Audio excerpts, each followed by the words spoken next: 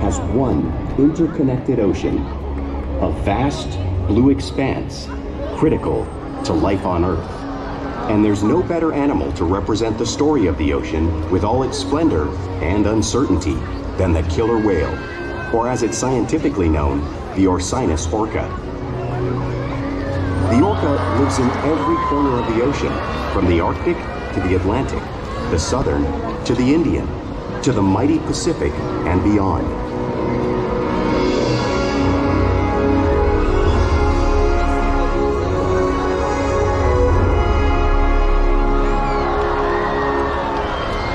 This whale's story is the ocean's story, and it is one we all share.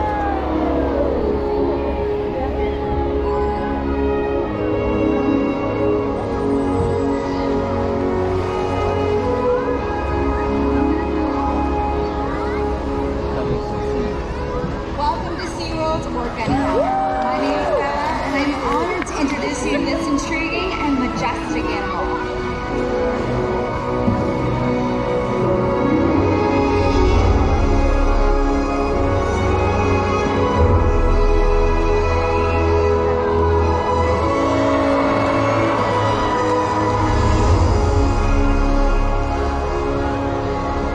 There's nothing like seeing a killer whale up close and learning about them and their natural behaviors.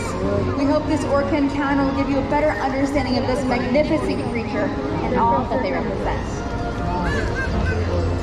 Here it comes, here it comes.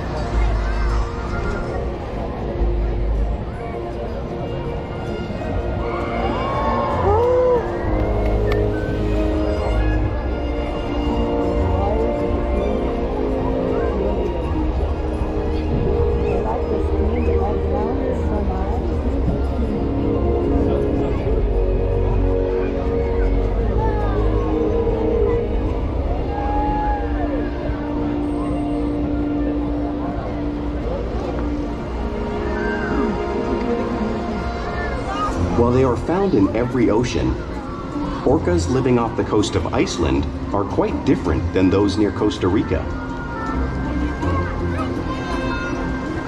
In fact, there are at least 10 types or ecotypes of killer whales. An ecotype describes the differences between killer whales' size, physical form, prey, social structure, and habitat. As you can see, the differences are subtle, but noticeable when compared side by side. Orcas are adapted perfectly to their environments. And even the whale's black and white coloration has a purpose. It camouflages the outline of their bodies in the water, making it easier for them to surprise and catch their prey.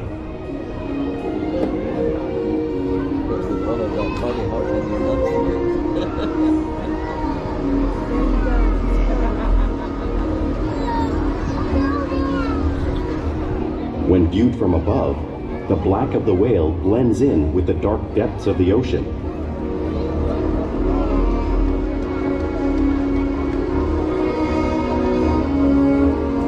When viewed from below, the orca's white bellies match the brighter surface of the water, blending with the light above, giving them the perfect camouflage.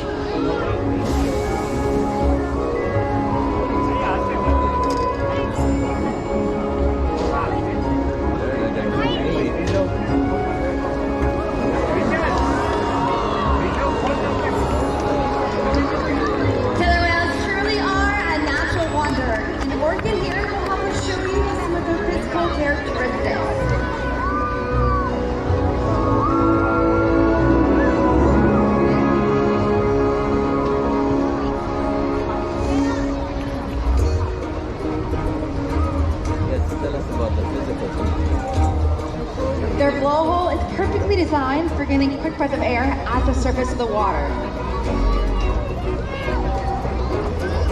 Even the location of their eyes works to their advantage. It looks like their eyes are located in that white patch, but that's a visual distraction. They're actually located in the black area in front, camouflage from their actual prey.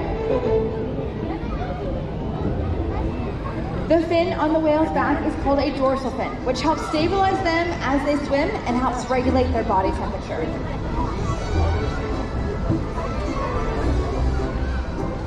The flippers on either side of the whale's body are called pectoral flippers and are primarily used for steering and stopping. The pectoral flippers have 5 bony digits inside of them, just like the human hand.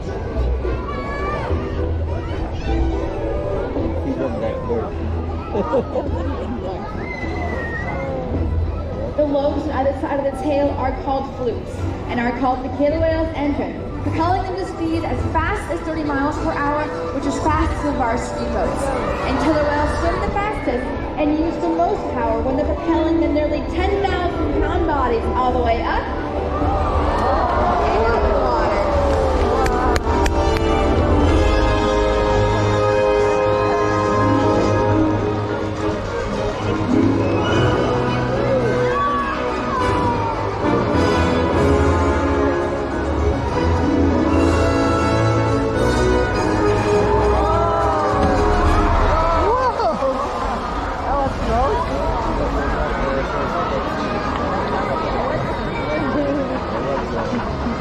Killer whales are highly social animals with a well-defined social structure. An orcapod is always led by a female. Though just half the size of her male counterpart, she is in charge. It's all about attitude, not size. Because they live and work as a group, orcas need to communicate with sounds and body language. Orcas use clicks for echolocation or navigation.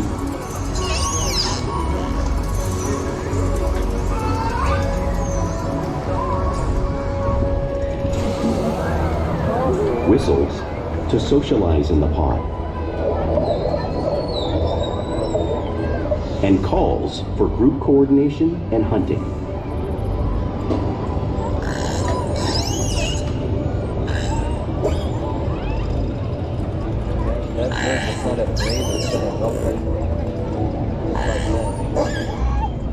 Vocal development studies here at SeaWorld show that early on, calves learn vocalization from their mothers. But as they grow, they learn from others close to them as well.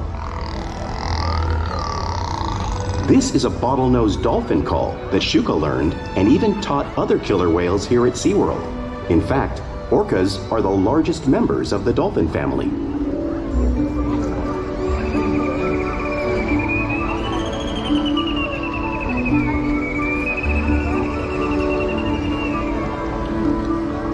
Whales here and in the wild use vocalization to communicate all the time. Like all animals, killer whales use body language as a form of communication.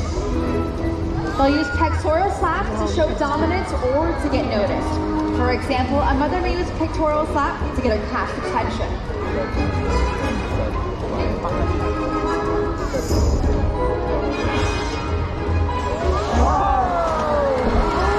But if they really want to be heard, they reach.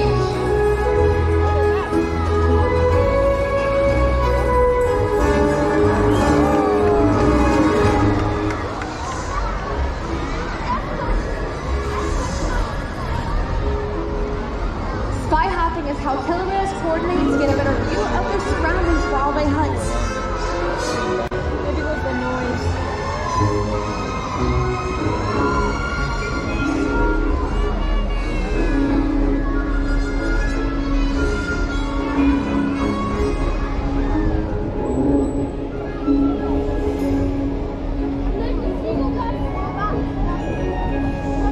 Flip slaps, another form of communication killer whales use in the wild and right here at SeaWorld.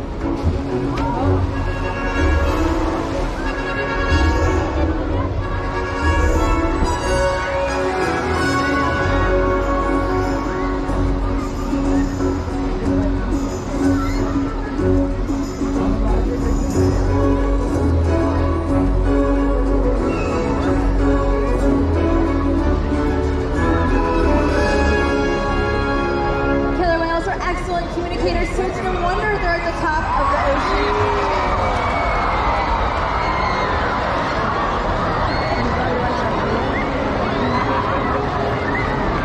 Killer whales work together to rear their young, protect their pod, and most importantly, pursue and catch their prey. Every day they cooperate, to survive in the wild oceans of the world. The orca's hunting techniques are as varied as the whales themselves. Norwegian killer whales will circle herring, herding them together. The whales use sounds to coordinate with each other and to disorient the herring. With the fish confused and contained, the whales stun them with their powerful tail flukes, making for an easy meal.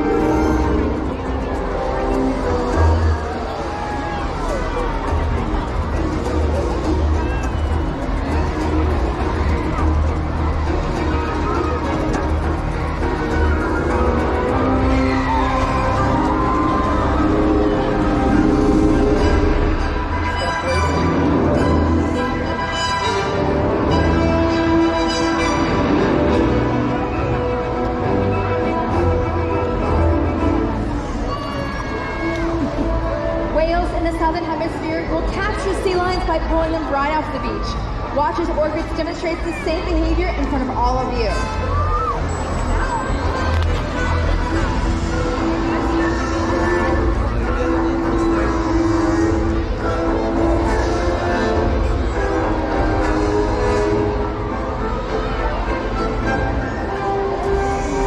Antarctic orcas will actually create waves that wash over floating ice. Watch as Shukai shows you this wave-making technique at the front of the pool area, demonstrating one of the many complex and intriguing hunting abilities killer whales have developed all around the world.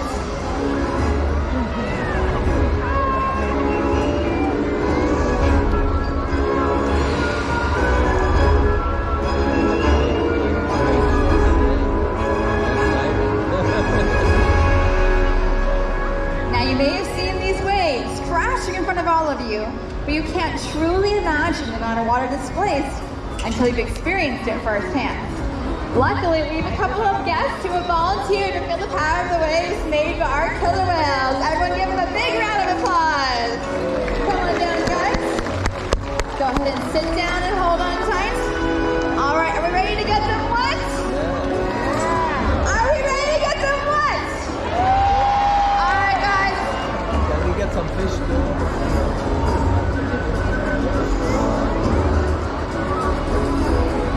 Okay, hold on tight. 55 degrees salt water.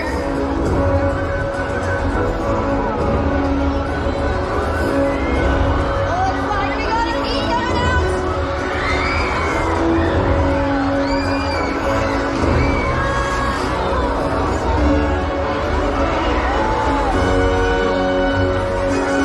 Good job, you guys. Because killer whales live in every part of the ocean, it's no surprise to eat all types of prey, including other whales.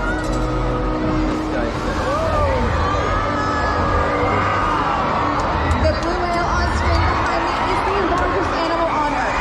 It is 5 times larger and 50 times heavier than a killer whale.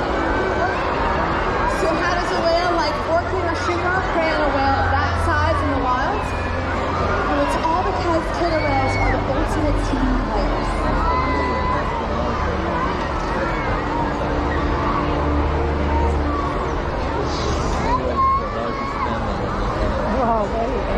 In this example, we see the larger male orcas surround a sperm whale, forming a perimeter, while the females continue to drive the whale forward until it reaches exhaustion.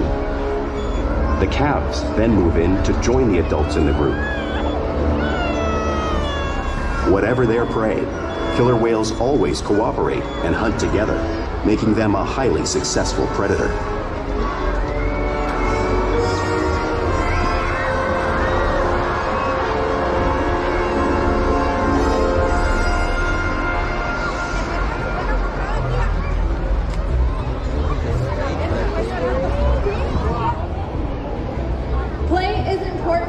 Everyday life for a killer whale.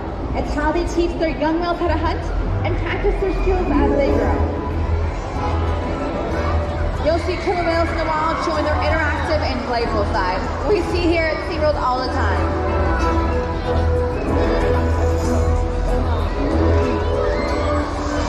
Porpoising is when a killer whale swims fast to the surface, breaking out of the water just briefly.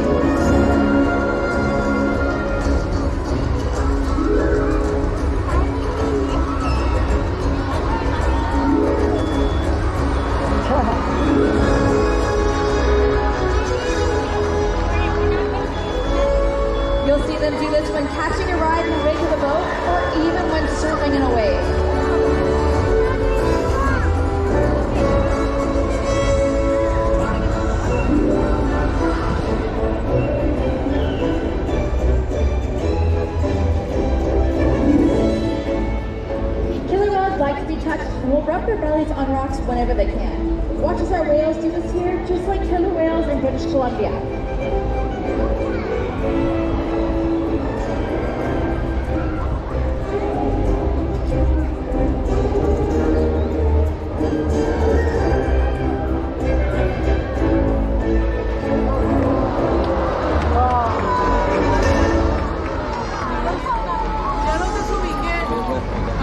You'll see whales in the wild imitating and learning from each other. We see here at SeaWorld all the time. Our killer whales here are constantly copying each other's behaviors and learning from one another.